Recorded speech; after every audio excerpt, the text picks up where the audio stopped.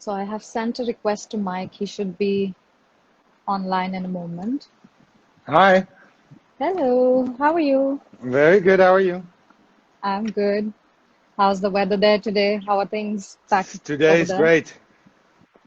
Lovely. Absolutely. Yeah. Nice. Are you guys back to work or how is it Well, functional again? only a few people are in the office now. So my sister's in the office and our logistics department. For the Oh, rest, everybody else is working from home. fantastic. Yeah. So, guys, I'm going to introduce Mike to everybody, although he does not need an introduction. Most of the people already know you. But Mike Asscher is the sixth generation of the Royal Asscher family, and he recently became the president of the Royal Asscher Group. Mike's responsibilities are he looks after the finance, the new business development in Southeast Asia, and he's also responsible for the development of the new diamond cuts and production. So lots and lots of diamonds to see today. So, Absolutely. yeah.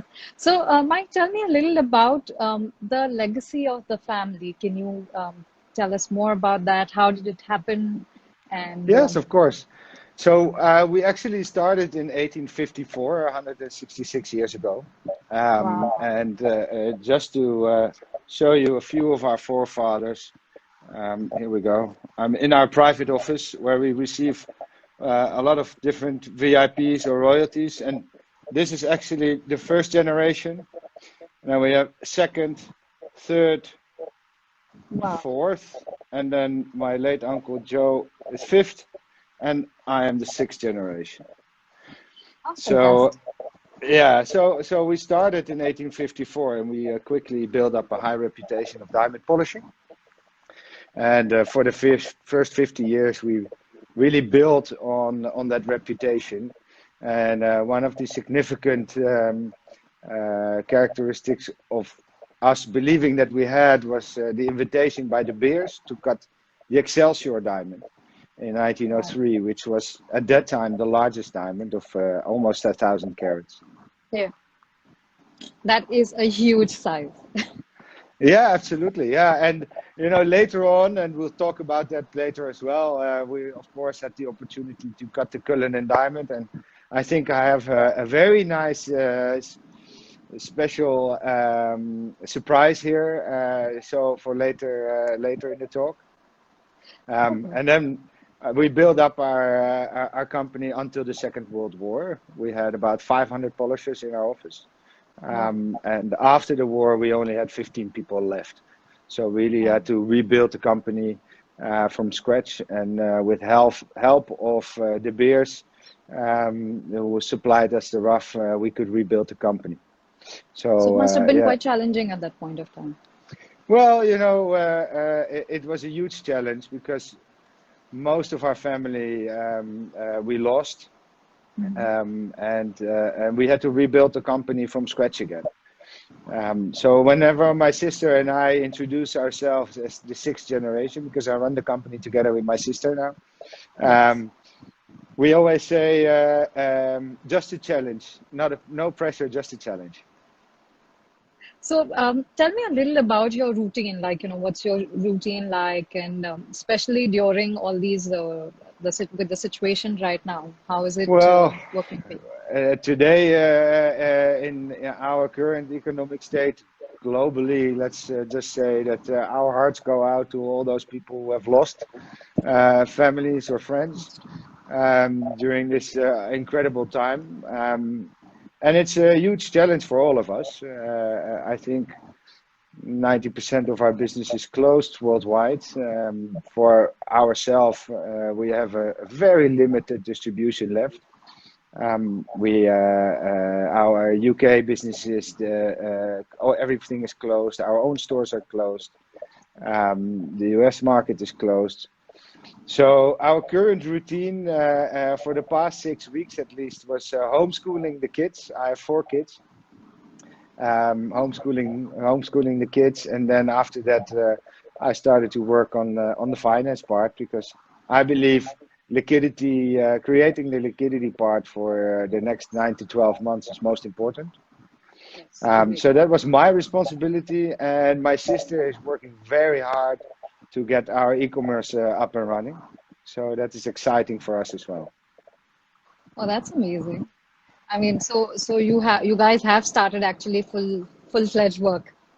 Yeah, well, my sister and I work day in, day out, long days, as long as we can. You know, the only positive about being home for the last 6 weeks, which is, I think, I've never spent so much time with my family, um, is exactly that. You know, Yeah, I've never been home so much together with them. Not even during the holidays, I was home so much. So I that's been a always boon for everybody. yeah, I always look at life from a positive perspective. Yes. And I think that's very important. Also, in these challenging times for all of us, we also have to realize that um, after every or most of the large crisis that we have had in the last 30 years, there was a boom in business, and specifically in the engagement rings, when the crisis came to an end. So that's where our hope goes. So, What is it like to be a millennial diamond dealer? What are the challenges that you have faced while you have been in the business? ooh, well, I've been in the business for 21 years, so Wow. I've had quite some challenges. So you Um, started really early, which means, yeah, I started when I was 18, just out of high school. wow. My father gave me the choice. You want to go to university, or you want to start in the business? And For me, I really didn't like studying at that time. So the choice was Nobody quite likes easy. it. Well, you know, and later on now I actually like studying. You know, I started an MBA in the Netherlands during my career, and did all other um, parts of our business, Yeah. finance, and those kind of things next to the business. Okay. But yeah, major challenges is, I think, if you look at our generation, um, we've had a few crises. The Yes. GFC everybody had. For us, the Japanese market is quite big. In The Fukushima crisis was very big. Yes. Um, if we look at family related, we don't even really get into crisis. I think the beauty of our business and the family business is that you get along quite well, and decisions are made quite rapidly too. Um, but if I look at our different generations, which are here on the wall, um, we've faced a few different challenging times even before I started in this business. Hmm. And any particular challenge that you would like to talk about, like, it's to set an example for any of the people Well, of here, course, I think the Second and how World you War, of overcame course. that. Yeah, the Second World War is, of course, one of the darkest sides in the history of our company. My grandfather and his brother um, came back and were asked if they wanted to move to the United States, which he declined because we have our roots here in Amsterdam. And Yes. with the help of our industry, they worked together with De Beers very closely. We were one of the first customers in the late 1800s. Mm. We were able to rebuild the company, and we have done so quite successfully. So I think that is probably the biggest challenge that in the history of our company we had. And for myself, it's a good question. I think if you look at the global financial crisis, that was a big one. We all had to fight through, and Yes. the current crisis we are in right now is something which I hope that by next year we can say, well, this was one hell of a challenge, but we overcome Yeah. it. We are absolutely. I We think. will get out of this stronger as long as we work together, all of Yeah. us. Yeah. I think we all have to be in this together. It's very important for that. So, tell me, when your family started the business generations ago, the working style and thought process of the generation was very different at that point of time. Knowing that your father has recently retired, how is that, how has it been working for you with him?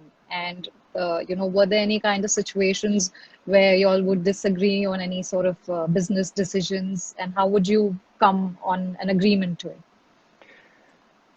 Well, if I look at my forefathers who are here on the wall, there's always been one essential part in all of the generations, and that is as a company we never cut for yield. We always cut for beauty.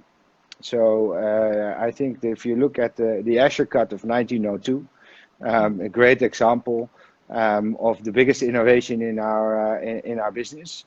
As well as cutting the Cullinan Diamond, which was 3,106 carat large rough diamond. My great-great-grandfather decided to cut that into 9 large stones and 96 smaller stones because he wanted to cut for beauty. He wanted to polish the most beautiful diamonds in the world. So I think that is essential for all of our generations. Until today, we still do that. So we will always sacrifice yield over beauty. So that is on one side. I've worked together with my father for 21 years and 15 years together with my sister. And there were some times that we would disagree, but they were very scarce actually. We always have a unanimous, if we make a decision, it's unanimous. So if we don't agree, then either one of us has to really get the people to understand why he thinks so. And if eventually we still do not agree, then there's only one solution which normally always works with us. And that is we go to the bar and have a drink. And by the end of that evening, we all decide to go one way or the other. Yeah, that's true. I mean, that's a very sensible way to work around it. So at least you come to a consensus between the two.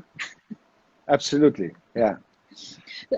Tell us a little about the 4 diamonds that have been patented by the Asscher family. And is it possible to show us any of the diamonds from those? Well, I said I had some nice surprises here. So let's start with showing you some of the 4 patented diamond cuts that we have. We actually have 4 today. We have the redesign of the old Asscher-Cut, which is the Royal Asscher-Cut, probably the most famous one as we have right now. Second is something that was designed by my father and his younger brother Joe. And then we have 3 new diamonds which have been designed by myself together with my father, which is the Royal Asscher Oval, the Royal Asscher Cushion. And that is a very unique cut because it's an exact replica of the Cullinan number 4, but then improved with modern technology. And then we have the Royal Asscher Round. So let me just show you a few of those pieces. Fantastic. So here is the Royal Asscher-Cut. As you can see, I've washed my hands quite often, so this is. And you have a sanitizer along. This is 2.5 carats. Then here we have the Royal Asscher-Cut in 1.5, the Royal Asscher Round. And they all have 74 facets because the Cullinan number 1 was cut by 74 facets. So we inspire all our cuts by the Cullinan diamonds. Yes. Come on. And of course, this one doesn't want to do what I want. Here we go. That's just the cushion. That's beautiful. And then something very nice we just finished. In the back is a 10 carat Royal Asscher-Cut. I think everyone who's watching us is eyeing that right now. That is stunning. An absolutely amazing stone. Wow. And what makes this special? I mean, are there any parameters when you cut these? Are there any techniques that are usually involved, or things that you keep in mind? The Royal Asscher Square, the Royal Asscher-Cut, which is probably the most well known, is probably also the most difficult diamond to polish in the world. Yeah. Today, people know the Asscher-Cut as a square emerald. And we always say Mr. Kleenex didn't know his name became a tissue. But the Royal Asscher-Cut itself, it's perfectly square, perfectly symmetrical. It has dramatically cut corners. It has a high crown, but a shallower pavilion. And for most diamond polishers today, that is something which they don't like because they want to cut for yield. So they have a shallow crown. The top of the stone is very shallow, but the bottom is very steep. It's just the opposite of ours. Okay. So that's where it's probably the most difficult. And how would you differentiate each of these diamonds? What makes them special from each other? From each other?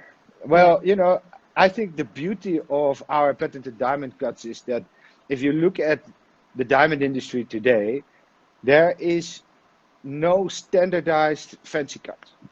So if you want to buy a cushion, they are always different from shape or the length to width ratio is different, the crown height, and we found a way to standardize fancy cuts, where we believe that all of our fancy cuts have the exact same parameters per shape. They all have 74 facets as an inspiration to the Cullinan Diamond, which makes it a very easy selling tool in the store because you're not just buying a stone, you're buying a stone that is cut by the same family that had cut the world's largest diamond ever found for King Edward VII. But did you never consider having more than 74 facets? Yes, we did. But when we started to cut the Royal Asscher-Cut, and we looked at the final result, our Royal Asscher-Cut has 5 breaks on the pavilion side, on the bottom of the stone. And we've tried 6, 7, 8, 9, or 10 different breaks on the bottom, which created a very watery effect in the life and brilliancy of the stone. But we did not decide eventually that it was the Royal Asscher-Cut with 74 facets. Because we had a few models that we really liked, and we showed that to our friends, our colleagues, our competitors, and everybody picked the same stone. And that was the Royal Asscher-Cut, which is today already 20 years in the market. Yeah. Someone's requesting to show the stones again. Can you please show those beautiful diamonds? So here's the 10 carat Royal Asscher. Stunning. I'm just like in awe of it. The sun is shining, so beautiful. You know, Elizabeth Taylor has always said it's like looking into an endless pool of mirrors. That's true. And it was, and this is the. Let me see if I can get a close picture of the cushion. Maybe if you can hold it in your hand, it would be possible for them to see. It's beautiful. Guys, I hope you can see it now. For everyone who's missed, here's a chance to look at it again.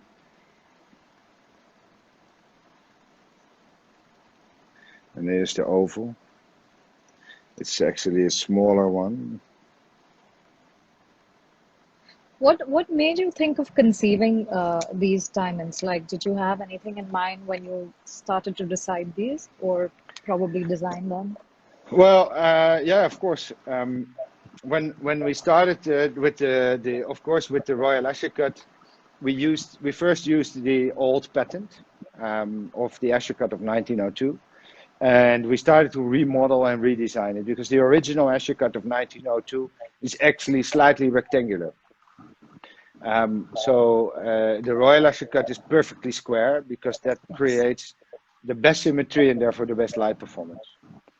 And if we look also at the different shapes at the demand of the market, we see that ovals became very popular.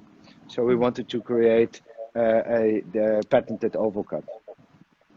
But the facet arrangement is for us the most important. When I look at the diamond, we always need to find the balance between the beauty, the life, the brilliance, and also the light reflection. So that's why I chose certain patterns for certain cuts.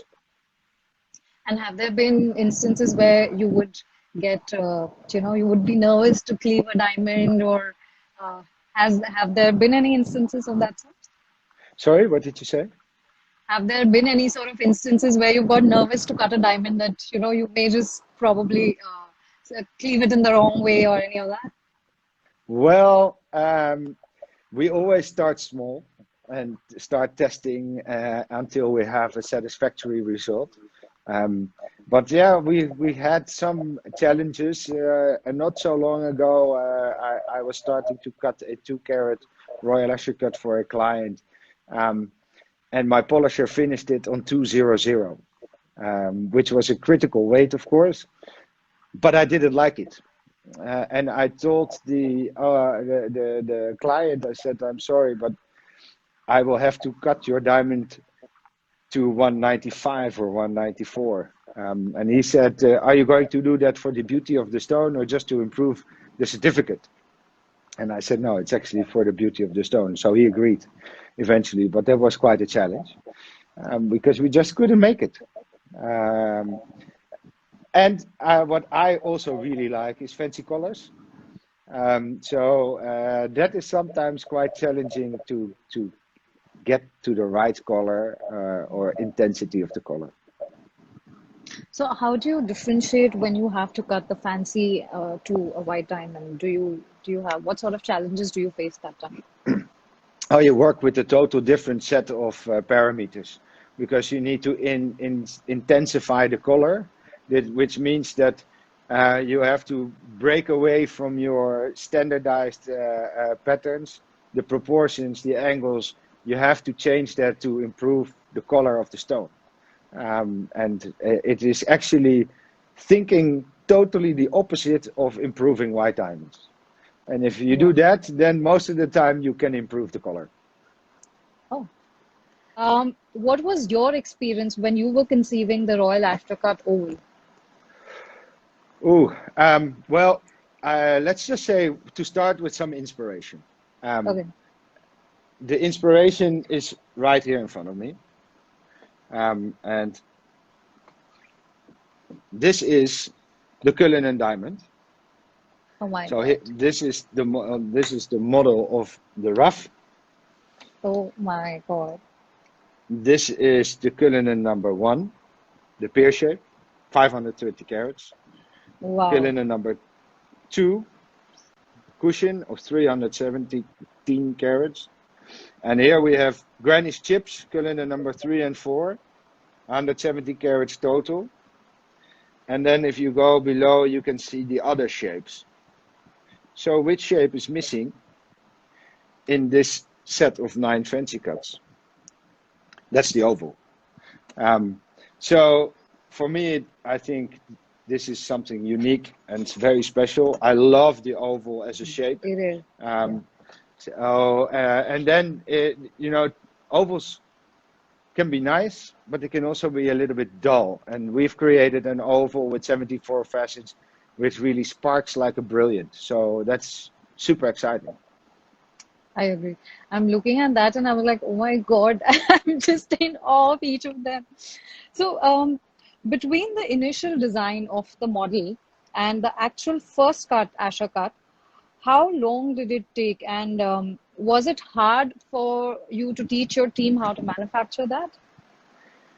Actually, so the initial Asscher-Cut was designed in 1902. And in 1999, my father and his younger brother went to a conference of the GIA, the Gemological Institute of America in California.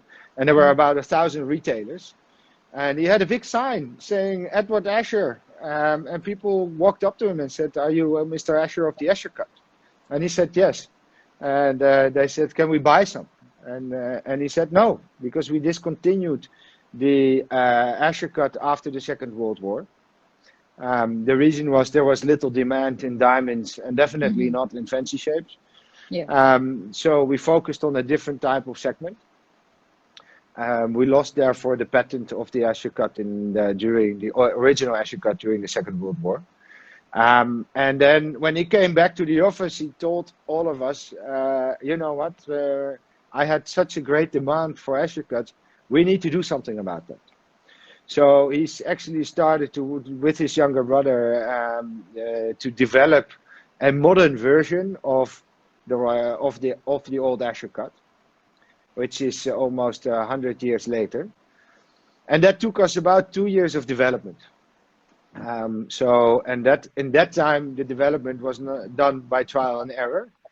So we just bought rough and started to polish it, and then we started to model it. And eventually, the beauty of the Royal Asscher-Cut is that you can see that there's a heart and soul in the stone. Because when we were almost at the right product, we gave the stone to our polisher, and we just told him, "Okay, now put your heart in it." When he came back up in our factory from the polishing factory in our office, we had just such a spectacular stone that we definitely knew that was going to be the one. Wow. So they would have been training under you for years, right?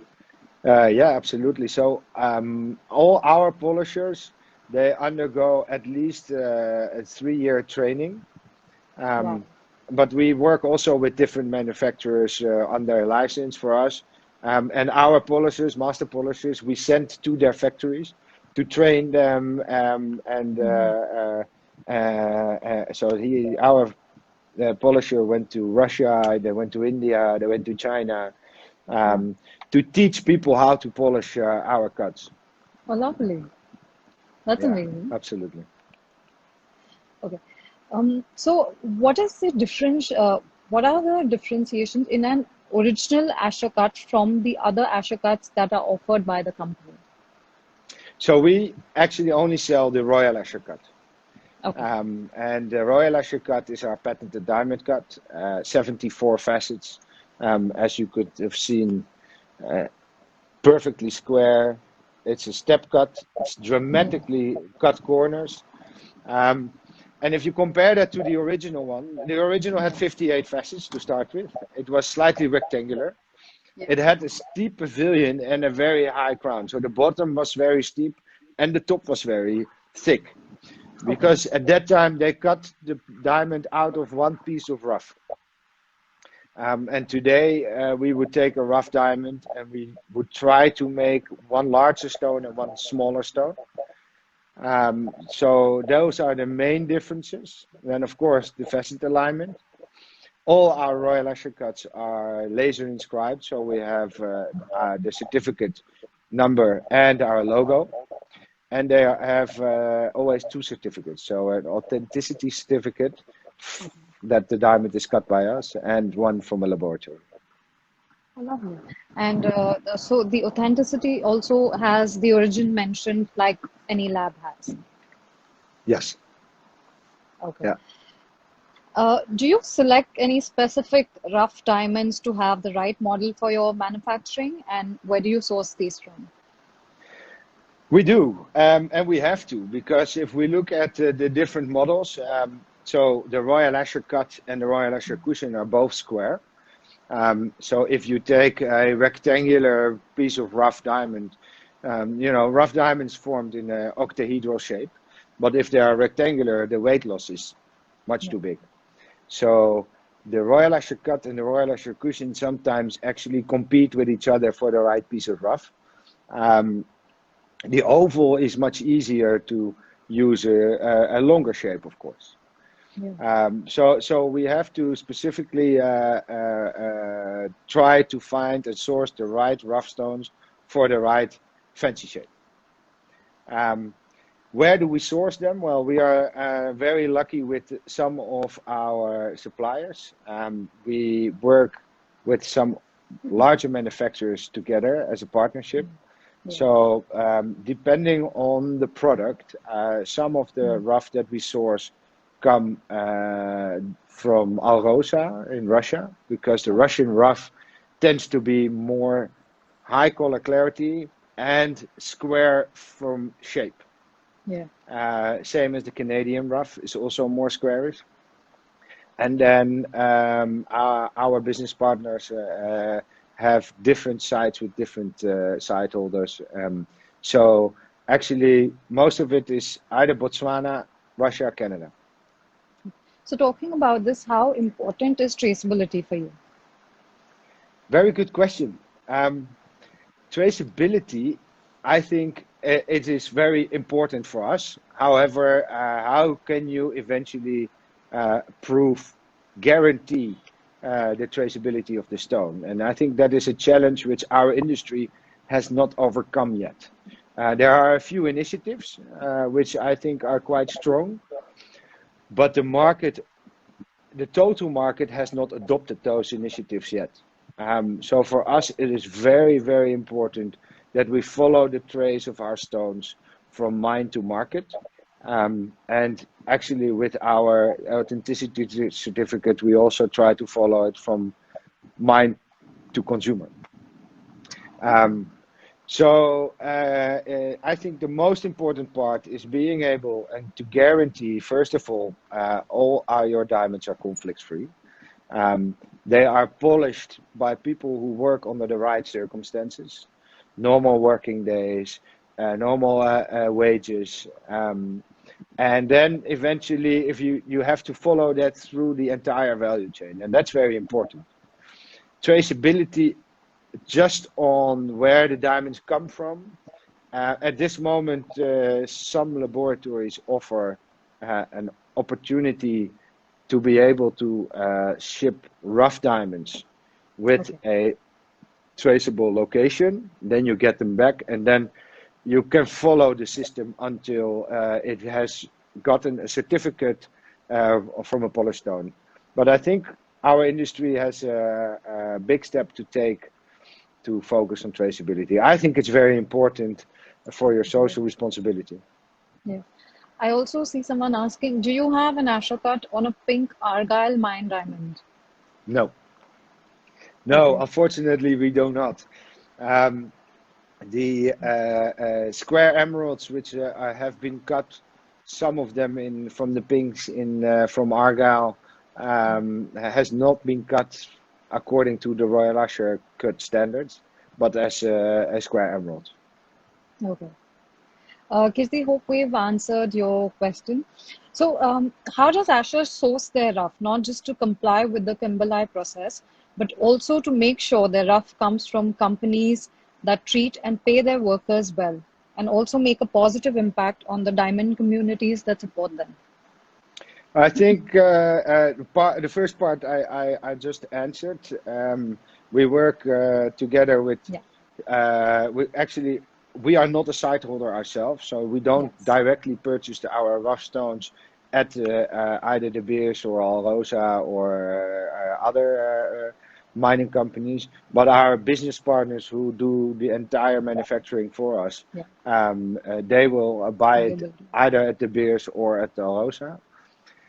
And if you work together with those companies, you can see what kind of impact those companies, together with us, have on the diamond community. There are so many people who are involved in our industry that it is so important that we need to focus on the social responsibility. We have a Royal Asscher Foundation where we choose some charities to work with. My sister does a lot of work in the United States. And I do a lot of other programs. One of them is in Japan. So it's something which is close to our heart, but we always want to focus on not just our business. It's an entire industry that we have to think about. Yeah. No, I completely agree. Now, talking about the popular Cullinan Diamond, that was famously shaped for King Edward VII and Great Britain's crown jewels. Tell us a little about the history and how was it executed? All right. So first of all, the stone was 3,106 carats, and now I'm going to turn around the camera because it shows much better when you talk about the stone. So this is the actual rough model when the stone was found in 1905, and it had a flat surface. Sorry. It was. Yeah. That's okay. When the stone was found, I'll tell you a little bit more about the anecdote first, and then we'll move on. Yeah. When the stone was found, we had the opportunity and the question from King Edward VII of Great Britain to cut and polish this diamond. And of course, we took on that challenge. And we cut 9 large stones and 96 smaller stones out of it. One of the most famous stories, and that is this moment, is the cleaving of the Cullinan Diamond. According Can to you hold that the once again for us, please? yes, of course. How cool. This is probably the most famous picture there is in our company about cleaving the Cullinan Diamond. And the most famous story about this moment is that in February, beginning of February 8, 1908, Joseph Asscher, after his first attempt, the blade broke and not the stone.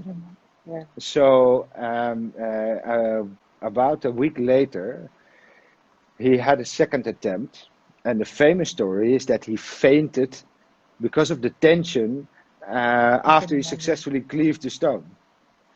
Well, when I started in this business, my grandfather was still alive, and I told my grandfather, I said, "So can you tell me is this real? Did it really happen?"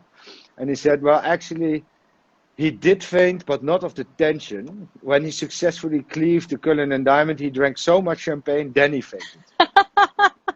And that I could understand. Yeah, that's quite possible. Yeah. So we have here something quite unique. This is the Cullinan set in the replicas. Okay. So we have 9 stones, then Cullinan number 1, 2, 3, 4, and then the other 5 here. But I told you I had a small surprise for you. Yeah. So maybe you can see that there is a black cloth. Yes. And ta-da! This is the actual replica of the Imperial State Scepter. Oh my God. With the Cullinan number 1 on the top. Mike, I think we all will faint here now. With happiness. And this stone is 530 carats. Wow. That is beautiful. I mean, this itself looks beautiful. I can imagine what the real one must be like. This took us about more than a year to manufacture the exact. And the funny thing is that it is actually a little bit crooked, because in real life it's a little bit crooked as well. This is stunning. And what is this set in? Can you tell me a little more about that? Yeah, so the scepter is made out of silver. It's gold plated. The stone is made from CZ, and actually all the fancy the gemstones have been cut exactly in the same color. Yeah. Here you can see the amethyst, which is a round stone. Yes. And the same, not only the same size, but also the exact same colors. That's why it took us so long. And was this manufactured in-house as well? Yes, but we had one person in Europe who is allowed to repair the royal jewels from a few different royal families, and he assisted us with making this unique piece. I have a message that can you show us this once again, please? Of we course. request you to turn the camera around. So here is the. Oh my God,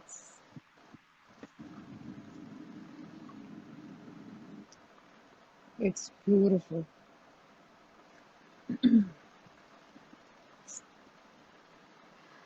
I think everyone is going to love this.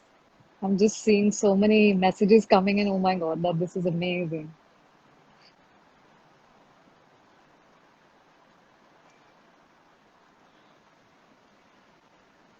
We can show it a little bit later as well. Yes, probably, yeah.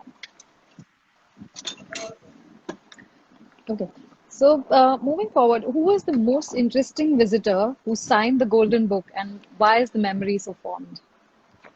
Well, I don't know if you've seen, but I'm going to turn the camera again because actually talking about the Golden Book requires the Golden Book. So I thought it would be nice to actually show you that this book, which is, here we go, the first signature ever made was 1910, Albert and Elizabeth. Wow. Well, there are, and this is actually the Golden Book. There you go. We had it hidden during the Second World War, and then we'll show it again a little bit later. After the Second World War, it came back. So we have a few very special signatures from different royal families. We have signatures from the Dutch royal family, Belgium, Sweden, but also from some of the very reputable generals after the Second World War. They were the first to sign the Golden Book after the liberation. What else do we have? We have the Emperor of Japan. So there are many different unique signatures in this book, which all come with a unique story.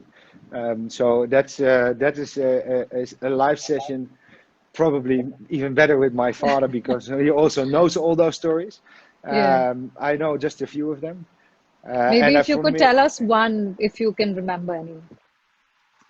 Well, I think a funny anecdote is in February 2nd, 2002, our king and our queen got married. And the day before their marriage, we received about 30 of their guests from royal families to other people. And at that time, I was 22, my sister was 25, so we were quite young. And my sister was in charge of the Golden Book. And she had to make sure that all the royal guests had to sign the book. And Prince Edward of England came inside, and he signed the Golden Book. And my sister said, "Excuse me, Your Highness, but I think that you took my father's pen, because we had a beautiful pen at the book to sign it." And then he actually pointed to the platform and he said, "Well, your father has good taste, but I have the same pen." So I think that's a very nice anecdote. Yeah, absolutely. Yeah. Okay. Do you have any message for family-owned businesses or entrepreneurs who want to build a legacy for themselves or begin a brand for themselves? Well, I think without passion, not only for the product, for the business, but also for the family, you will get lost. So passion is definitely number one. Yeah. Secondly is focus. Make sure that you focus on one particular thing that you're very good at.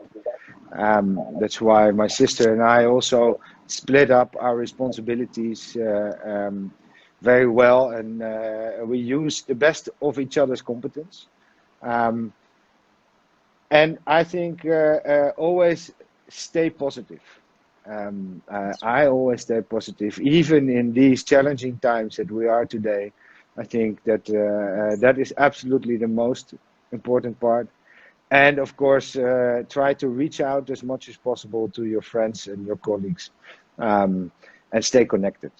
So That's true. That's yeah, very important. yeah. So I have received a couple of questions which I'm going to ask you before we get into the audience Q&A that they're posting here. Do you have a collection of diamonds in the family that has never been sold? Maybe. And I'm curious to hear about it now. Yeah, yes, there is. And one particular anecdote is that there was one stone in our collection which we actually eventually did sell. It was 4 or 5 years ago. We had a almost 3 carat round stone, and it was gray. And it was part of our family's heritage collection, belonging to previous generations. And I was always inspired by that stone because it has something unique to it. So I looked at the stone, and I believed that there was blue inside the stone. So I told my father, I said, if I get blue out of the color, then I want to sell it. And he told me that I was, let's say that I wasn't smart enough to see that, and it wasn't in there, and it's ridiculous. And we did recut the stone, and I had a certificate stating fancy blue gray, What size and was that? 2 carat 74 finished. Okay. Round stone. It was a round stone, and that's quite special Yeah. for these type of colors. And we successfully sold that stone as well. So that was one of those unique stones that we And that would actually have had the been chance to. sold at some crazy price. Slightly, if you compare it to the price of a gray diamond, it was a crazy price. I Yeah, can imagine. I can totally imagine. yeah. Um, Here's an interesting question now. Why did you leave the lab-grown space when you were one of the first to begin? That's a relatively easy question with a long answer. So the short answer is we ran out of money for the project. Um, oh, yeah, are you there? Yeah. We had set up our first laboratory grown. Yeah, are you Sorry, there? I think I lost the connection that time. Yes, I'm Okay. I'm So, back. so we started a first laboratory grown diamond company in 2008. The first the first orange lab-grown diamond I've ever seen. Um, I had in my hands, and a broker asked $20,000 for it, and it was 2 carats. Um, and I was just amazed, and I thought this is part of the future of our industry. Yeah. So I had to see it as an opportunity. I sent the stone home, and my father saw the same. And then we were way ahead of the industry and way ahead of whatever was possible in the market. We actually sold that business to a partner, bought it back, sold it again, and then eventually the last business that we had, we liquidated the company in 2018. Okay. Only 3 weeks before De Beers announced Lightbox. And on one hand, that was a very good moment to liquidate the company. First of all, we didn't have any money for it anymore because the cash out was much bigger than the cash in. Yeah. Consumers today are not ready to buy relatively expensive lab-grown diamonds. Yeah. And then when De Beers introduced Lightbox, which was a brilliant move to disrupt the disruption, and broke down the prices by 70%. We were actually lucky that we already stepped out. I think that there is a part in our industry and a place for lab-grown diamonds, just not for Royal Asscher. That's true. But do you think there is a future with the lab-grown diamonds? Yeah, if you look at jewelry type of Swarovski, really fashion jewelry, there's definitely a market for it. But I would differentiate it totally from the natural diamond business. And Yes, I think the beauty of both products is that it creates a bigger gap in value between the natural and the lab grown. that is true. I agree. Uh, your company has been very successful in Japan, and have you been able to replicate that model elsewhere? And if not, was there any particular reason for it? We have been working in Japan for about 55 years. So that is the reason why we are so successful. It takes time, it takes patience. You really have to build the brand for a very long time and invest not only money but specifically time. I think I come to Japan since 2015 and I visited at least 40 times. And the beauty of the Japanese market is that it is very traditional, focused on engagement rings. But what we do is different than most of the other brands is that one of the family members will always visit your store. So I have visited 175 points of sale from pop and mom stores to department stores all over the country. And they really get excited because Mr. Asscher of the Asscher-Cut is walking into their store. And that makes a big difference. And no, we have not been able to replicate that market because we just did not have the time and commitment to do the same as we've done for the Japanese market. Okay. Was it difficult for your family when other companies started to manufacture the same cut, or did you share the design with them? No, we did not share the design with them. We actually lost the patent of the old Asscher-Cut after the Second World War. So when the square emerald became very popular, they just called it an Asscher-Cut as a descriptive term. And you can see it from a negative part that people are trying to copy your old stone. But again, I'm very positive minded, so I would change it around. And I said, I have the entire industry branding my name, which makes it easier. If I call a retailer or see a consumer, I say, I'm Mike Asscher from the Asscher-Cut. You have 1 foot between the door. That's true. I would be interested to know if you, as the original creators of the Royal Asscher-Cut, have they regularly revised the parameters for your perfectly cut Asscher-Cut diamonds? Personally, I get excited when I see an old, slightly elongated, large cornered, open cullet Asscher-Cut. To me, they have the most life and character. Have you, in more modern times, moved away from this make? And is it because technology has been designed to measure luster? Or do you feel that more modern Asscher-Cuts have chosen luster over character? Now, that's a long question. What a beautiful question. And I think part of it was already answered in the question. Yes, we've moved away from the old model, elongated model, because of technology. And if you want to improve fire and life and brilliancy into a diamond, you need to focus on perfect symmetry. Therefore, the Royal Asscher-Cut is a perfect square. I do love the old antique elongated Elizabeth Taylor diamond. I love it, but in that combination, it is super difficult to create because you need a stone which can actually cut out of one piece of rough.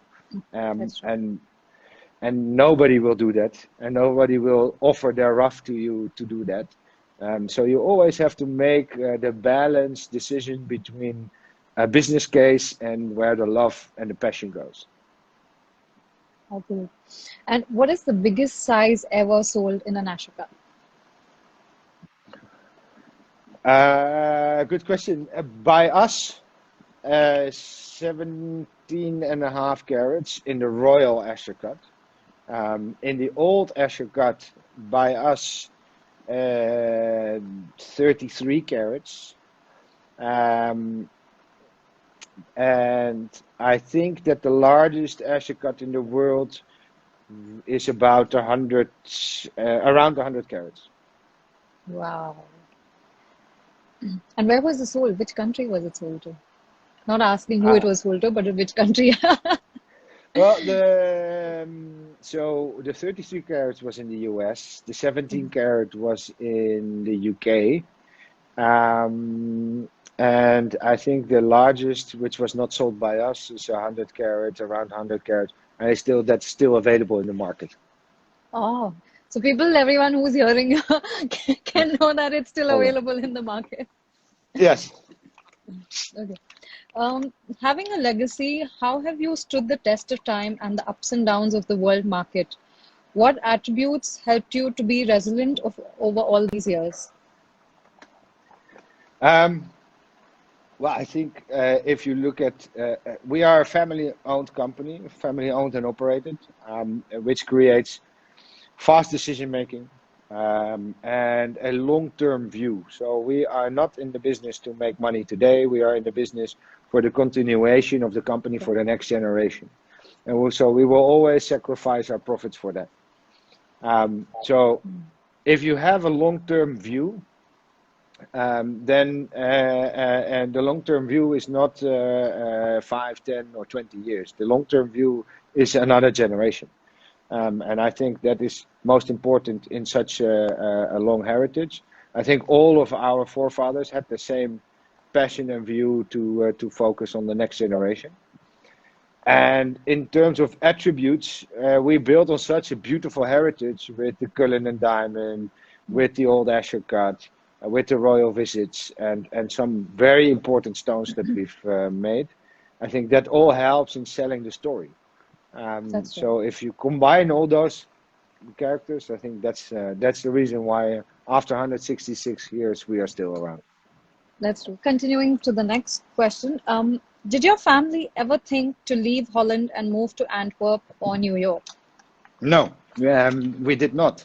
And the reason is very simple. We had 500 polishers working for us before the Second World War. I'll show you. This is actually a quick model of our factory building. And Wow. at this moment, I am right there. How cool.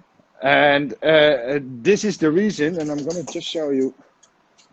The street in front of me is called the Diamond Street. And that street Okay. is where all our diamond polishers used to live. So after the Second World War, we had 15 people left, and we had such a great connection with this city that my grandfather decided that it was very important to rebuild the company here and offer those who did survive the war a place to work. So no, we never thought about moving to Antwerp or New York. Oh, that's so important and amazing. Uh, do the royal family still buy diamonds from you? I cannot say. I know that we are not going to reply to that. Okay, being a member of the Young Diamantaire European group, do you think there's a true need for this sort of a movement? I think it's a great movement. I truly enjoy being part of the Young Diamantaires because without the movement of the Young Diamantaires, you and I would have not been here on That's true. Instagram for over an hour to Yeah. start with. I've had many great friends within the group that we share our experiences with.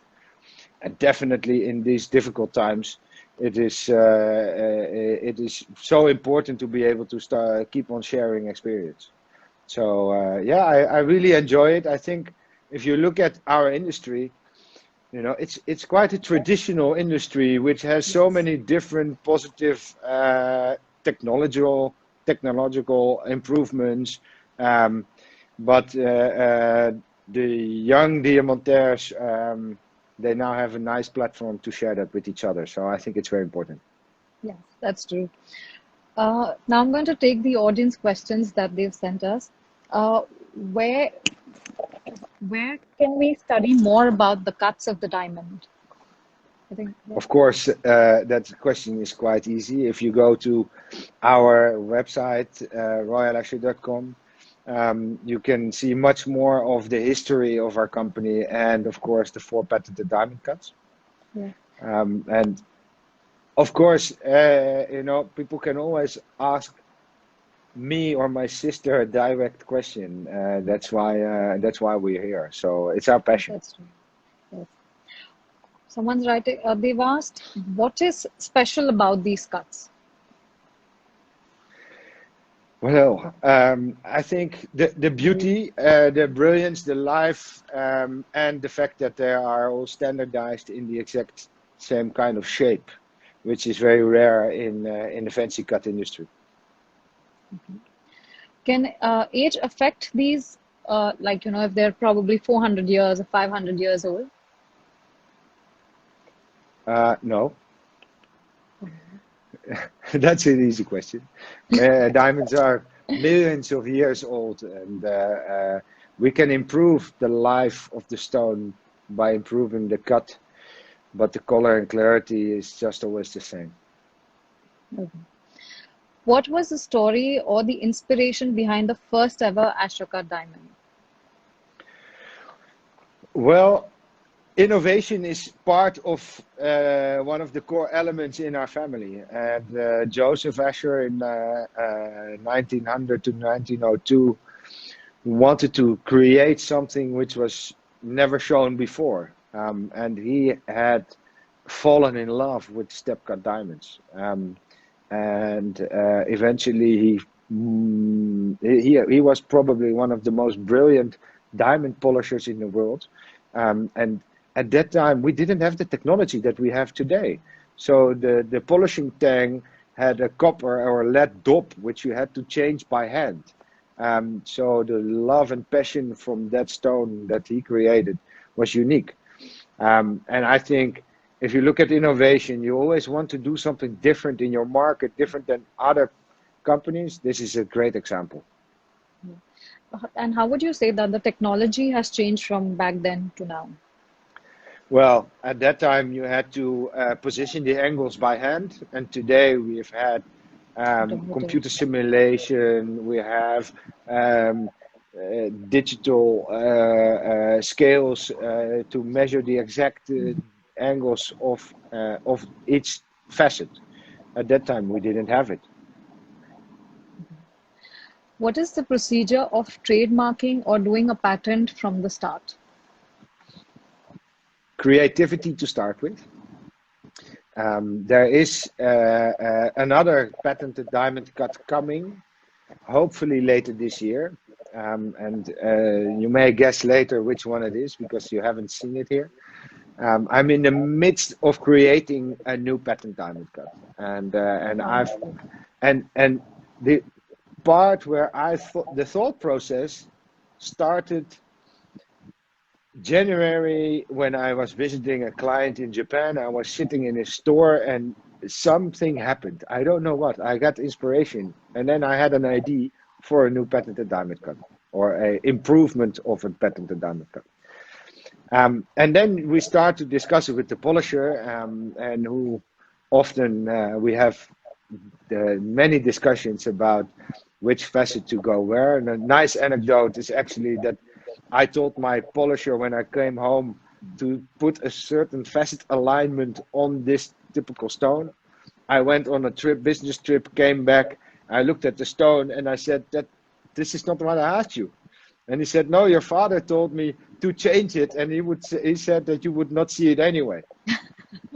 So of course I did, and we are just in the middle of creating that. And once the stone is ready, we have 2 or 3 different models, and it's really done by computer simulation, by actual testing on diamonds, and then we show to our friends and family and loved ones and colleagues and competitors, and they will always pick one stone. Most of the time they all pick the same. Okay. And that facet alignment is the one which you then ask a design registration for.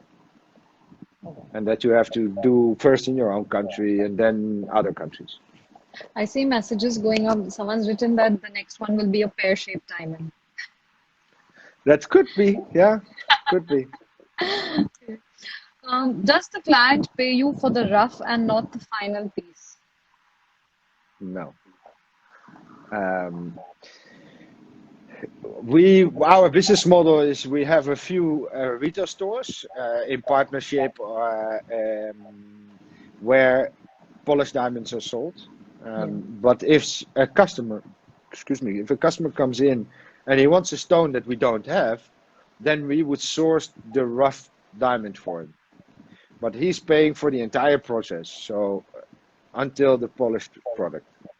And then we would buy the rough stone. But most of the stones that we sell are polished, so we don't. They don't pay us for the rough.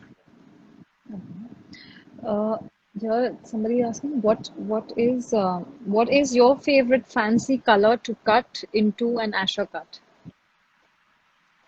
My favorite fancy color is pink. And if pink is the color I love, so I would definitely cut pink Royal Asscher-Cuts, but Yeah. not only the square step cuts. In any of our fancy shapes, I would love to cut them in pink diamonds. Okay. And can you compare, how do you compare the luster of Asscher-Cut to a brown brilliant cut? Good question. Let me try to, if I can show you the difference. You know, I think if you look at the round brilliant cut diamond, there is nothing goes beyond life, reflection, and brilliance and fire of a round brilliant cut diamond. Not sure if you can see. Okay. The farther away, maybe the other camera is a little bit better. Yeah. Here we go. And if you then take a Royal Asscher-Cut, the difference is that it's a step cut diamond. So the facet arrangement is totally different. One stone, the one stone shows an endless pool of mirrors, like looking into all of mirrors. That's the Royal Asscher-Cut, and the brilliant cut is light reflection all over. So one is more bright, and the other one is more hypnotizing. And have you ever cut an Asscher-Cut in a gemstone, or has it been only diamond? Yes, we did. No, we've had Royal Asscher-Cuts and sapphires as well.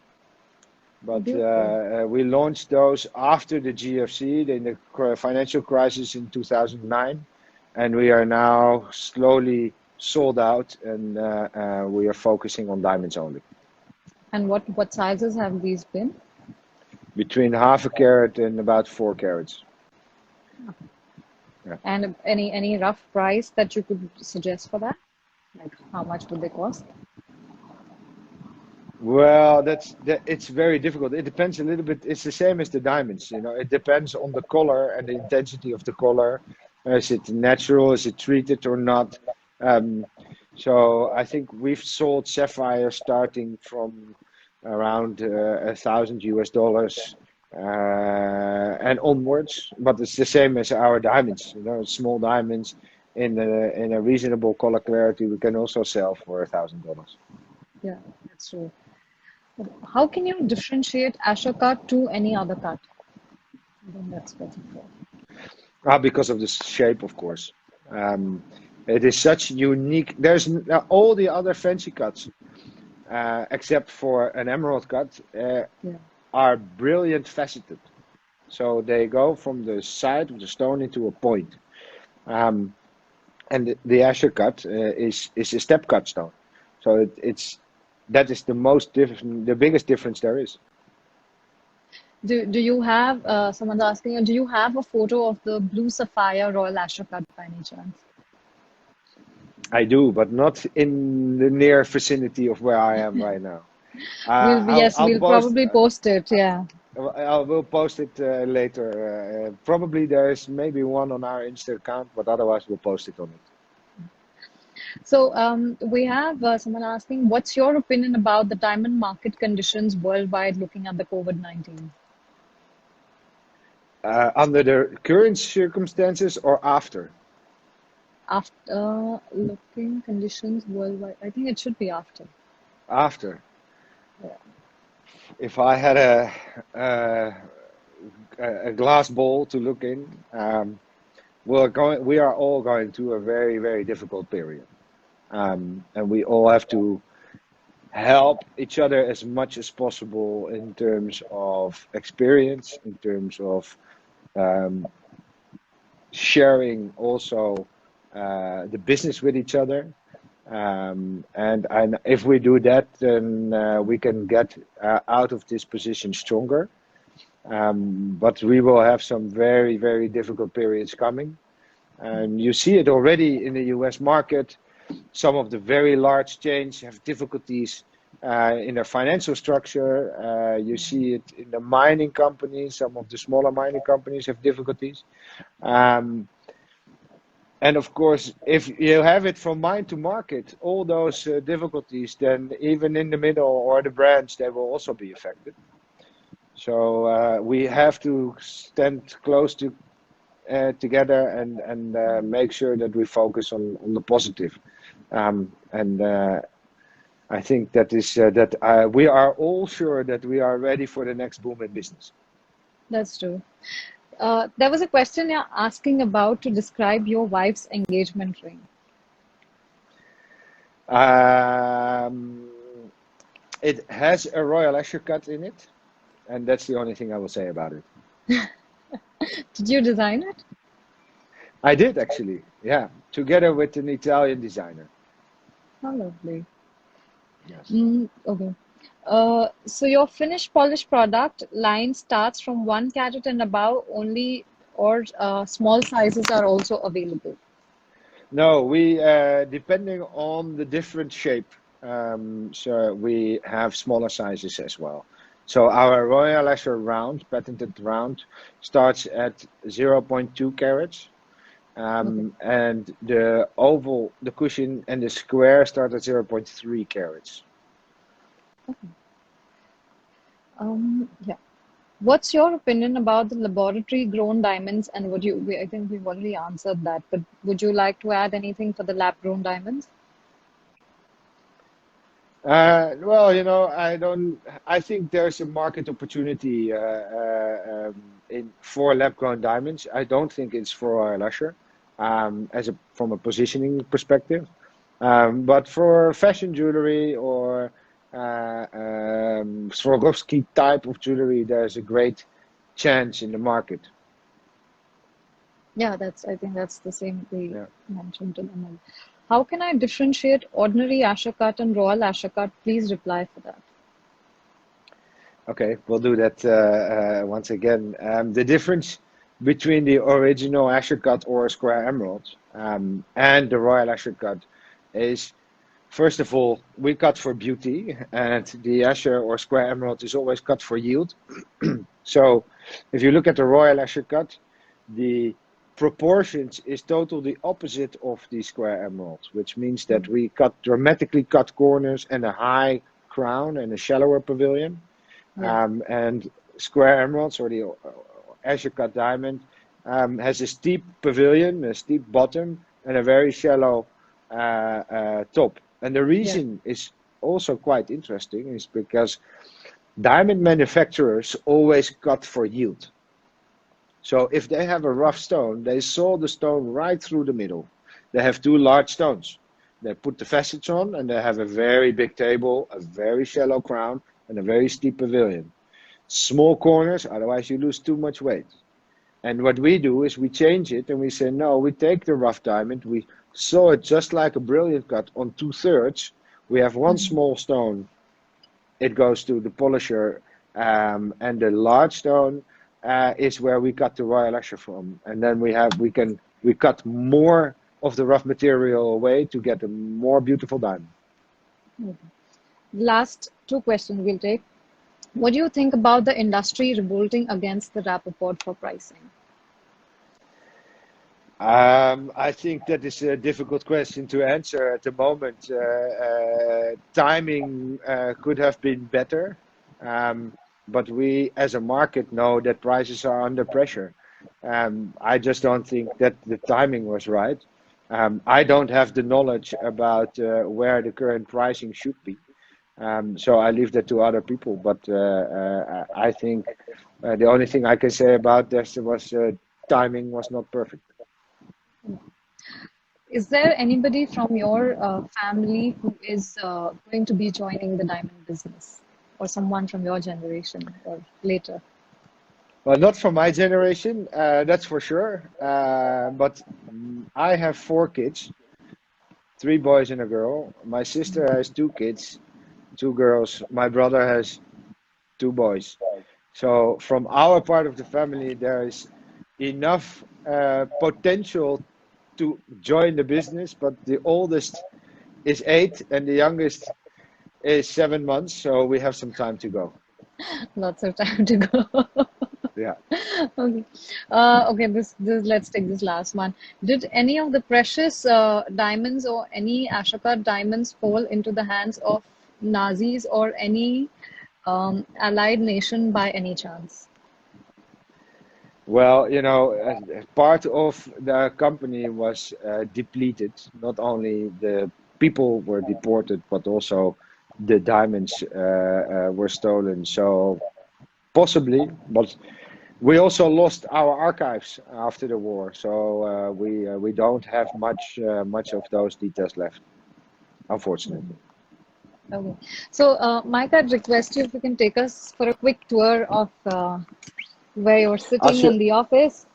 You know yeah, that I'll this show is you. actually the 110-year-old building, right? It's a From 110-year-old building, and I showed you the building itself, which is right over here. yes, This is a mock-up, of course. Um, yes. but the private office, which you see over here, we kept in the same state as we made it 110 years ago. So Wow. some of the royal families are on the wall, and the proof of our Japanese business.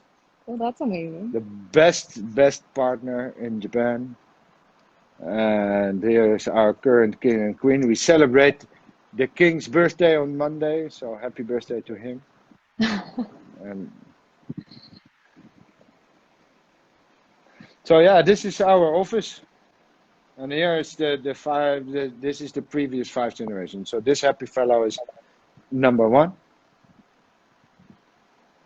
number 2, Lovely. number 3, Okay. Joseph. Yeah. Number 4 is my grandfather, Okay. and the last one is my uncle Joe, who unfortunately passed away in Uh, 2006. okay. And then we have, And any reason they're not put in order, or is it because of the size of the frame? Okay. it was not nice as a symmetry in the Hmm. diamond business to put the big one on the left. Okay. And here are some historical pictures. Emperor of Japan, Queen Elizabeth. So, That's beautiful. Cool. Mike, I'm going to request you to hold the Oct Diamond, and I'm going to take one on my phone so we can quickly have a picture together before we sign out. which one do you want to see? The biggest one.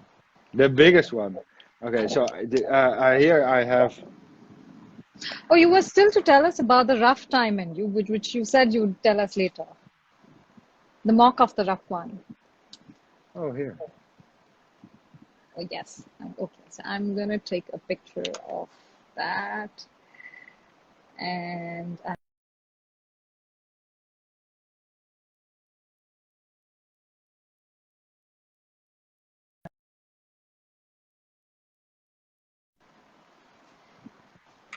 I am going to take a picture of this. Yes.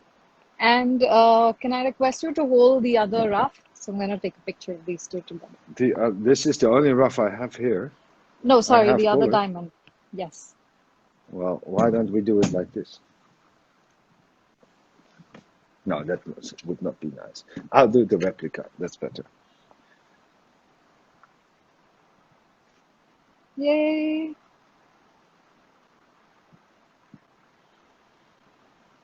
Yes. Thank you so much, Mike. Thank you, No, thank everybody. you very much. It was a fun interview. Thank you very much. Thanks Pleasure's all everybody for mine. watching. Thank you everyone for joining in and giving us so much time. And especially thanks to Mike for giving us, it's almost an hour and a half, which we didn't realize. So Very good. stay tuned, and we are going to be posting this on YouTube. So in case if somebody's missed it, don't be disheartened. You can watch it over there. All Very right, good. Mike. All right. Thanks so much. Thanks. Bye. Bye bye. Have a fantastic day ahead. Thank you. Bye. Bye, guys.